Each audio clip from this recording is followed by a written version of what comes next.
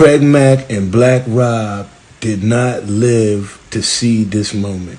And this was a moment, like I'm telling you, Craig Mack was so furious with Puff. He hated Puff so much that I used to have to calm Craig down. Like, Craig, just chill out.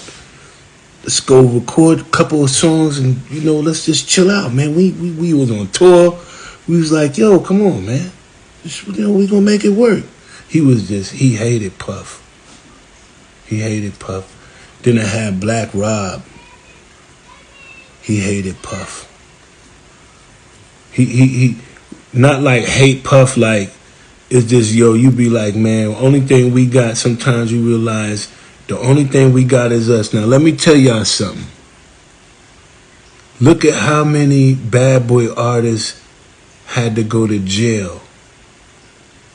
And you be like, yo, we nigga had to go to jail and was an artist on your label, so the whole time a nigga was in jail, he was in jail, and they was like, hey, ain't you bad boy from Bad Boy? Ain't you from, and people be, ain't you from now? People be, they see me, they be like, ain't you? And you be like, yo, people had to go to jail that worked with him. Shine, prison. Loon, prison. Rob, prison. Yo, man, I knew I didn't want to have nothing to do with it right when that was going on. I was like, okay, that's my calling. Everybody who want to be down with him is going down. And then I looked, and then I was like, yo, I'm starting to see what's going on. What I saw was, I was like, Mark, it was like, it's that nobody that's around him, that, or even that's around you, is willing to tell him how to humble himself. How to humble himself. Make sure y'all go get one of these books too. 66 people and 70 people, and go get a book. If you want to DM me and you can get one of them autographed, let me know, because I'm trying to, I've been saying this right here for so long, and people are just now getting on. I done wrote a whole Bible about this. It's like a hip-hop Bible. You got to have one. Get 2 of them. Keep one in your bathroom, and then keep one by your living room table. All right, so let's go.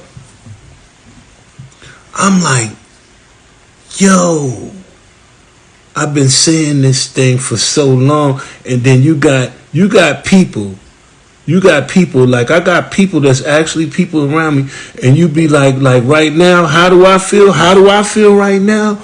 Wow. I'm so amazed, man, that God works so fast. Like, even when you might think it's a lifetime, and it's really not a lifetime, it just happens. So when it happens, you be like, man, it's happening.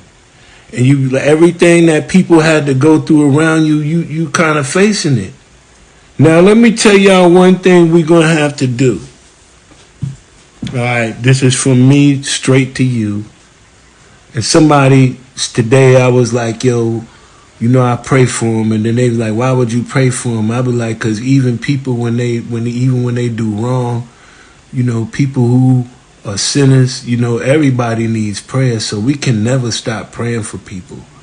And so I believe in the power of prayer, so I always pray, and I be like, you know what? God, the same way that you can put this brother in that situation, show him a way that he can get out of it. And as long as, a lot of people always want to talk about the problem, but they don't never have nothing to say about the solution.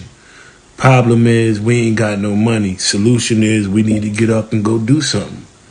We, collectively as us, they be like, they thought we was just you when it came to you having to go hustle to get something. But anyhow,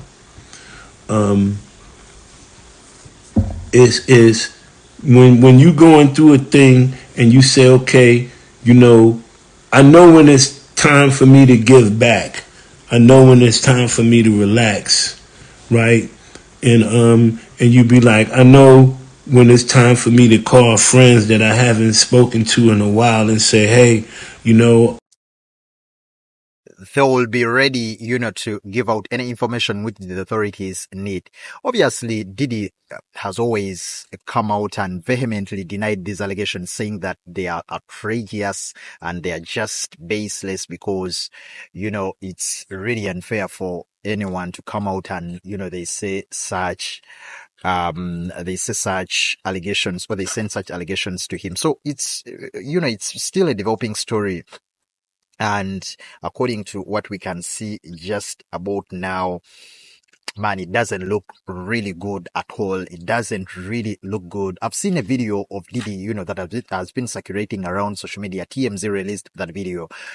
He just looked emotionally distressed. He just looked totally, down, like he was just pacing, here, there, coming out. And, he looked confused. And they say that his flight that was going to Antigua has been denied, and, lots of stuff. But I don't know I can't give exactly my thoughts about this whole thing, but I want you to or just leave a comment below this video in case you agree with these allegations, and of course, if you are against the arrest and raiding of Diddy's home.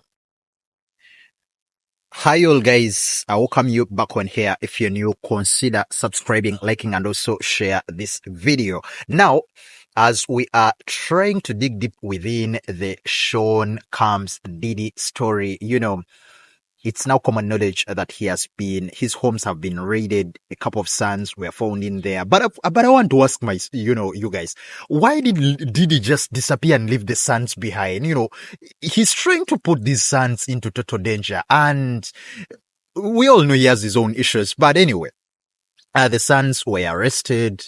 We saw them on being handcuffed by the authorities. They were found in one of the homes, I think in Miami and New York.